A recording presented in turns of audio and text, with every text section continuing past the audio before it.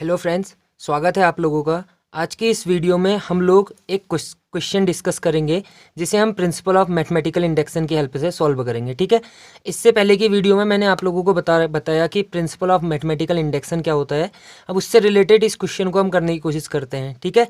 सबसे पहले हमारा क्वेश्चन क्या है, prove the following by using principle of mathematical induction for all n belongings to N.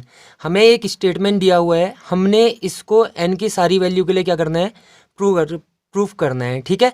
तो इसके लिए मैंने आप लोगों को इससे पहले वीडियो में प्रिंसिपल ऑफ मैथमेटिकल इंडक्शन में कुछ स्टेप बताए थे। तो हम लोग क्या करते हैं, सबसे पहले हमारा ये स्टेटमेंट है P n equal to 1³ plus 2³ getting so on n³ equal to n plus 1 dividing by 2 whole of square. ठीक है। तो हमने इस स्टेटमेंट को एन की सारी वैल्यू के लिए क्या करना है, ट्रू दिखाना है। ठीक है। सबसे पहले हम लोग क्या करते हैं, हम लोग n इज इक्वल टू 1 पर चेक करते हैं। सबसे पहले हम क्या करेंगे, n इज इक्वल टू 1 रख देते हैं।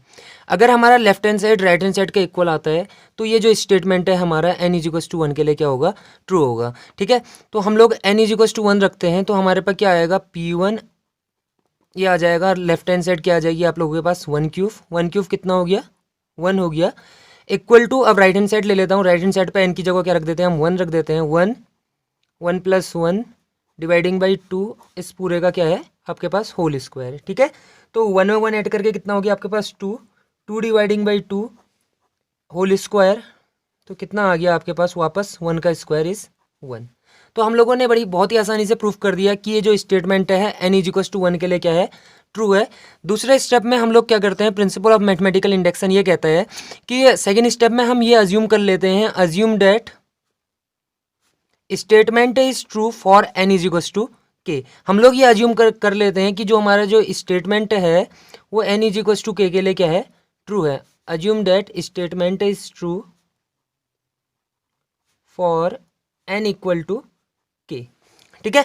तो जहां जहां हमारे पास n है स्टेटमेंट में, वहां वहां हम क्या रख देते हैं, k रख देते हैं। तो हमारा स्टेटमेंट क्या मिलेगा, pk 1³ plus 2³ getting so on n³ equal to, n की जगह आपने k पुट डाउन करना है, k प्लस 1 डिवाइडिंग बाई 2, इस पूरे का क्या है आप लोगों के पास, होल स्क्वायर है। ठीक है।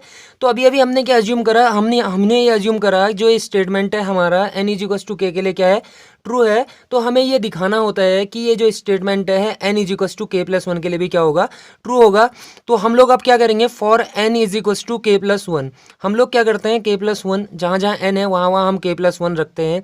और हम ये प्रूफ करते हैं कि जो हमारी लेफ्ट हैंड साइड है वो राइट हैंड साइड के क्या है, इक्वल है। तब हम लोग ये दिखा देंगे कि ये जो स्टेटमेंट है n is equal to k plus 1 पर क्या है, ट्रू है। यदि ऐसा होता है तो क्या बोलते हैं, हमारा ये जो स्टेटमेंट होता है n की सारी वैल्यू के लिए क्या हो जाता है, ट्रू हो जाता है। ठीक है। चलिए स्टार्ट करते हैं। तो ये हो जाएगा 1³ plus 2³ getting so on n³ है। आपको n की जगह क्या रखना है, k प्लस 1 रखना है। तो ये हो जाएगा आपके पास k प्लस 1 का whole cube equal to, k की जगह आप k प्लस 1 रखेंगे तो k प्लस 1, यहाँ पर को भी आप k प्लस 1 रखेंगे तो क्या हो जाएगा, k प्लस 2 हो जाएगा डिवाइडिंग बाई 2 इस पूरे का होल स्क्वायर। ठीक है। अब हम लोग क्या करते हैं, हम लोग लेफ्ट हैंड साइड ले लेते हैं। यदि हमारी left hand side right hand side के बराबर आती है तो ये स्टेटमेंट हमारा n is equal to k plus 1 के लिए क्या होगा, हो जाता है, ट्रू हो जाता है। ठीक है। ये चीज़ हमने करनी है। हम लोगों ने लेफ्ट हैंड साइड ले ली, 1³ प्लस 2³ गेटिंग सो ऑन। इससे पहले वाला टर्म लेता हूँ, इससे पहले वाला टर्म आप लोगों के पास हो जाएगा k³ प्लस इसके बाद आपके पास क्या है, k प्लस 1 का होल क्यूब। ठीक है। तो आपको यहाँ से लेकर यहाँ तक की वैल्यू पता है। हम लोग ये अज्यूम करके चले हैं जो स्टेटमेंट है n is equal to k के लिए क्या है, ट्रू है। तो ये वैल्यू आप लोगों को पता है, ये वैल्यू हमारे पास कितनी है, ये वैल्यू हमारे पास है k प्लस 1 डिवाइडिंग बाई 2 का होल स्क्वायर।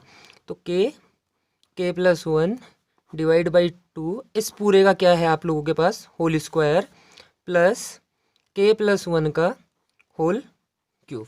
ठीक है। तो अब देखिए आगे कैसे सॉल्व करेंगे आप लोग, स्क्वायर, ये इसको हम लिख सकते हैं k² और यहाँ से आ जाएगा हमारे पास k प्लस 1 का होल स्क्वायर डिवाइडिंग बाई 2 2 जा 4 और प्लस k प्लस 1 का होल क्यूब। ठीक है। अब हम लोग क्या करते हैं, इसके बाद हम लोग इस यहाँ से सॉल्व बहुत ही आसानी से हो जाएगा ये। हम लोग क्या करते हैं, इसमें से k प्लस 1 का होल स्क्वायर कॉमन ले लेते हैं। ठीक है। तो हम लोगों ने कॉमन लिया k प्लस 1 का होल स्क्वायर।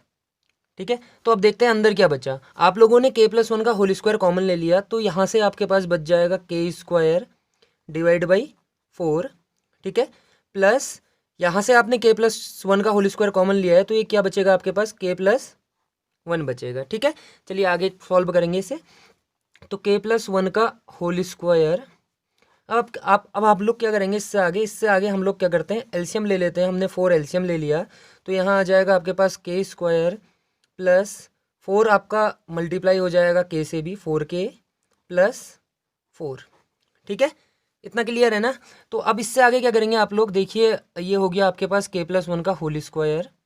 अब देखिए a² plus b² plus 2ab, ये आपका क्या होता है, k+2 का होल स्क्वायर होता है, ठीक है।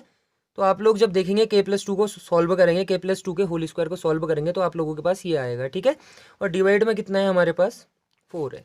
तो इसको हम लोग क्या लिख सकते हैं, इसको हम देखिए k+1 का होल स्क्वायर है, यहाँ भी आपके पास k+2 का होल स्क्वायर है, और डिवाइड में क्या है, 4 है। तो इस पूरे को क्या लिख सकता हूँ मैं, k+1 और दूसरे ब्रैकेट में लिख दूंगा k+2, ठीक है, डिवाइड बाई ये हो जाएगा 2, और इस पूरे का आपके पास क्या आ जाएगा, होल स्क्वायर आ जाएगा, जो हमने किसके इक्वल प्रूफ कर दिया, लेफ्ट हैंड साइड के राइट हैंड साइड के इक्वल प्रूफ कर दिया, ठीक है।